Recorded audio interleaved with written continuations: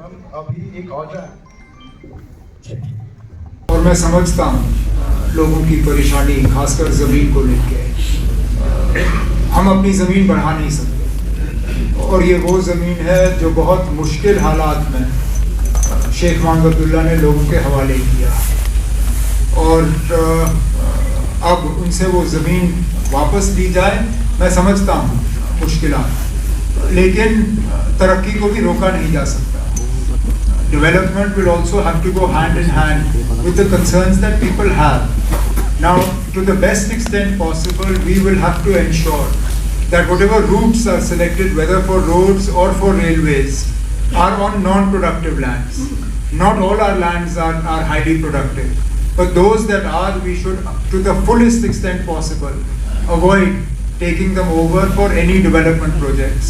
اب جہاں تک این آئی ٹی کی آپ نے بات کی، یہ صحیح ہے کہ ایک وفد مجھے ملنے آیا. دے آر کنسرن کہ اس زمین پہ ان کے بادام کے باغات وغیرہ ہیں. میں نے تو ان کو اتنا ہی کہا، میں نے کہا اگر وہاں کے لوگ این آئی ٹی نہیں چاہتے ہیں تو ہم اس کو کہیں اور لے لیں گے جہاں لوگ چاہتے ہیں.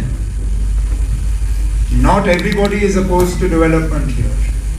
There are areas where there is unproductive land that can be used for this NIT. So if the people of Pampore or Pulwama or any of those areas collectively, not 5 or 6 people, collectively if the people of that area do not want NIT to be located there, we'll find another location. If we can locate a central university somewhere, if we can locate an AIIMS somewhere, we'll find place for NIT also. اگر پلوامہ کو نہیں چاہیے کہیں اور لے لیں گے. اور بھی ضلع ہیں یہاں پہ نا. There are other districts that will welcome it with open arms. I don't want to take names here, but an MLA of a party not associated with the government, جب پلوامہ میں بات ہوئی انہوں نے مجھے فون کیا، کہا اگر ان کو وہاں نہیں چاہیے میں آپ کو زمین دے دوں گا، میرے ہاں چھوڑ دیجیے، میرے ہاں لگائیے یہ NIT. ویسے بھی ہمارے ہاں کچھ نہیں ہوا فی الحال. So there are places where we can locate this, but we'll have to find a balance between our development needs and also protecting our productive agricultural land. ہر بار سردیوں میں ہمیں اس طرح کے حالات دیکھنے کو ملتے ہیں. حقیقت یہ ہے کہ پچھلے سالوں کے مقابلے اس سال ہم زیادہ بجلی لوگوں کو فراہم کر رہے ہیں، لیکن آج بھی کٹس کی ضرورت پڑ رہی ہے. انریسٹرکٹیڈ اگر ہم لوڈ دیکھیں تو جتنا ہم سپلائی کر رہے ہیں اس سے کہیں گنا زیادہ ہے. فی الحال 1700-1800 میگا واٹ کے آس پاس جو ہے ہم بجلی سپلائی کر رہے ہیں، لیکن انریسٹرکٹیڈ جو ہے وہ اس سے زیادہ ہے. اب آپ مجھ سے پوچھ رہے ہو کہ یہ کب تک حل ہوگا. جتنے زیادہ ہمارے جو پاور پروجیکٹس جموں کشمیر میں بن رہے ہیں جتنی جلدی وہ کمپلیٹ ہو جائیں تو کم از کم اگر سردیوں میں ان کی جنریشن کم ہو، گرمیوں میں ہم وہ پاور جو ہے ہم بینک کر سکتے ہیں، جو کہ ہم کرتے ہیں. کوشش کی جائے گی کہ ہر سال ہم زیادہ بجلی جو ہے وہ بینک کریں تاکہ سردی میں ہم ان کے پاس چھوڑ دیں، گرمیوں میں وہ بجلی جو ہے ہمیں واپس ملے. لیکن میٹروں کے حوالے سے آپ نے بات کی، یہ حقیقت ہے. فی الحال ہمارے جموں کشمیر کے جو AT&C لاسز جو ہیں وہ 50% سے زیادہ ہیں.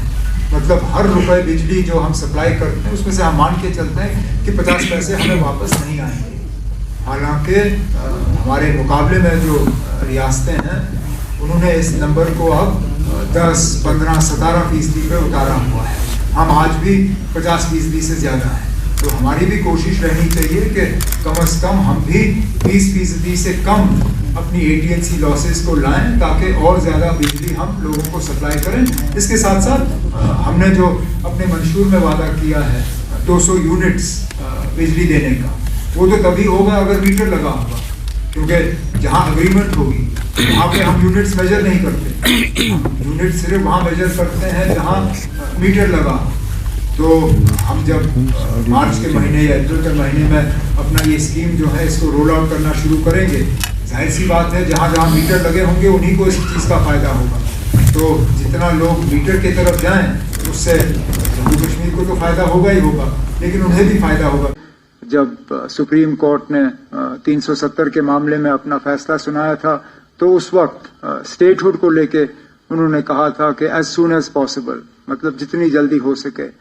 اب 1 سال ہو گیا ہے تو ہم تو مانتے ہیں کہ 1 سال جو ہے وہ ایز سون ایز پاسبل کے لیے کافی ہے اور جلد سے جلد جموں کشمیر کو ریاست کا درجہ جو ہے وہ واپس مل جائے گا.